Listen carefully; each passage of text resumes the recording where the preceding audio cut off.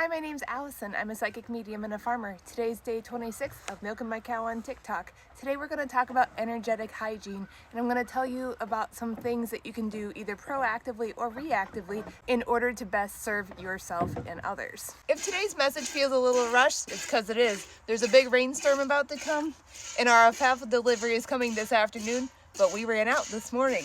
So I'm going quickly for cricket's sake.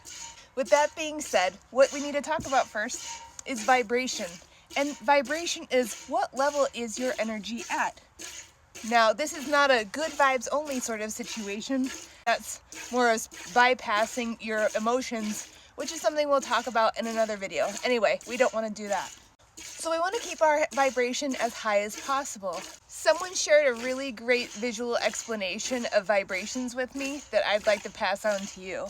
So imagine people in spirit, our past loved ones, are at a really high vibration, and that rotation can be shown as a jet engine and how quickly it rotates. Now in comparison, we, and us in our little meat suits, are rotating about the speed of a residential ceiling fan. So people in spirit will lower their vibration, and we must higher our vibration in order to meet in the middle, if you will, for communication. So for my job as a psychic medium, I need to keep my vibration incredibly high as possible, 24/7, so that I can provide the best service possible to my clients. So I'm going to share some of the proactive and reactive things I do when I want to make sure my energy is raised as high as possible, or if I feel it dipping low and I know it's up to me to bring it back up. So we'll start off with proactive measures that I take to ensure that my vibration's as high as possible. Number one, most important, I get enough sleep. I get at least 8 hours a night. The work that I do energetically is tiring, is taxing. The farm work that I do is tiring and taxing. I do not sit up in my bed until 11 o'clock at night and doom scroll. Most of the times I'm in bed by 8:30 or 9. I also get woken up by people in spirit at 3 in the morning a lot of times. So I know what my work schedule is, and I know what my sleep requirements are, and I respect them. Another way that I keep myself in higher vibration is what I eat, or rather what I don't eat. I'm not saying everyone has to be a hippy-dippy, whole organic goofball, but what I am saying is, generally speaking, the more processed a food item is, the lower the vibration it has. I know the topic as food is always a very sensitive subject, even more so now with the current events. I know that at the end of the day, we all need to eat what we need to eat in order to survive. I encourage you to look up foods in higher and lower vibrations. If there's something noted as a high vibrational food that is easily accessible to you and your budget and your situation, enjoy that food, please. If you look on the low vibrational foods list and you see something that you currently eat and you could do without, or maybe should do without, take this as your sign, as yet another reason that it should leave your daily consumption. I do not drink alcohol. You guys know that if you saw my Halloween video where I celebrated being sober for 2 years now. There are plenty of psychic mediums out there that can enjoy alcoholic beverages and have no issues with connecting with your past loved ones or higher selves. Not me.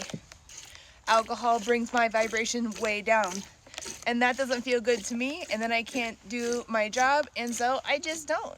That's a choice for me, and it's a choice that was very easy for me to make. If you still want to enjoy an alcoholic beverage, what if you can reduce it by one less drink a week? What if you can reduce it by 25%? What if you can reduce it by half? Any reduction, this is not a binary situation. It's the more you reduce the lower vibrations that you consume, the higher your vibration increases.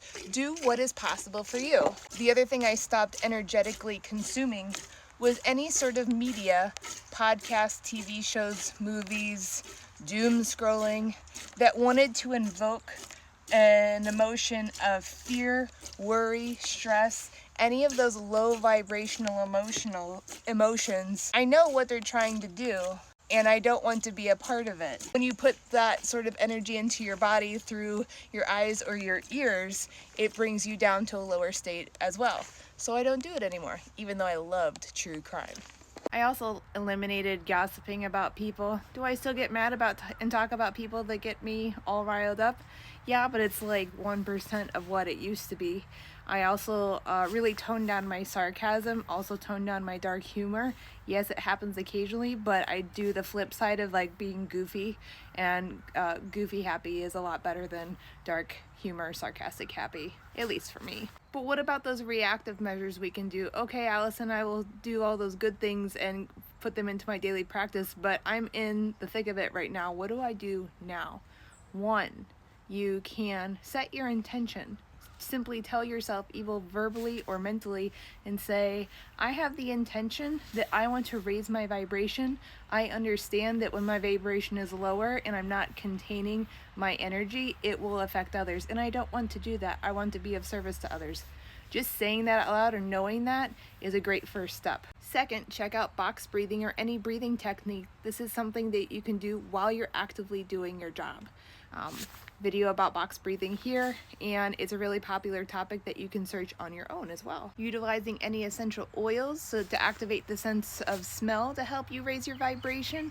Lemon and rose are both really high vibrational smells, so you can put that on you. You smell fresh and lovely, and also you are energetically fresh and lovely. Another helpful thing is processing your emotions instead of bottling them up or tucking them away. You can do that by journaling, voice memoing, having a therapy session, just doing anything so that what's running around up here leaves and is put somewhere. And if you can't quite do that before you interact with a group of people, either for work or for fun, you can imagine like that stuff, whatever the event is, put it in a box in your mind and put it on a shelf and say, I'm not tucking you away, but I need to put this away for now so that what's in this box doesn't affect everyone else around me, because it's not for them, it's for me to sort through and organize. So just giving yourself a visual like that helps further your intention that you're not wanting to let everything spill all over out into everyone else's energetic fields. Hi, Poppy, it's raining. Oh, those are my boots.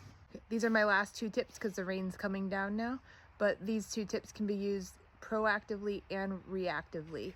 The first tip is movement of your physical body. When you move your body, that energy that's in there, you're wiggling it, shaking it, moving it out.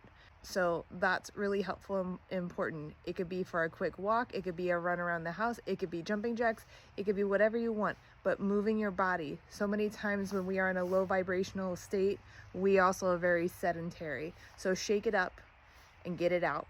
The other thing that we can do in addition to movement is grounding. And grounding are activities that help remind you and put you in the present. We're not dwelling on the past and we're not worried about the future, we're just staying here. If I was going through some personal stuff and I still had work to do, which happens, here's what I would do. I would set my intention for today.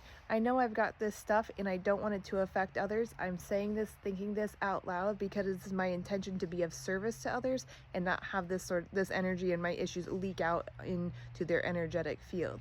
I would also make sure that the foods that I eat are exceptionally high in vibrational foods. So even like a lemon ginger tea would be a really good, easy one that is shelf stable and accessible to most people. If I wanted to really up my ante, I could put on my rose essential oil, and I would put it behind my ears and neck and keep it in my pocket or my bag for easy reapplication throughout the day. I would also make sure to move my body. With that being said, if what I was experiencing was so intense that all of those things, along with my proactive measures, didn't help me and I didn't feel good and I still felt like a big energetic pancake of gross, I would highly consider rescheduling my appointments or revisiting what tasks are good for me to do, because at the end of the day, we're still exerting energy and we don't want it to be detrimental. Please feel free to share any of your tips, either proactive or reactive,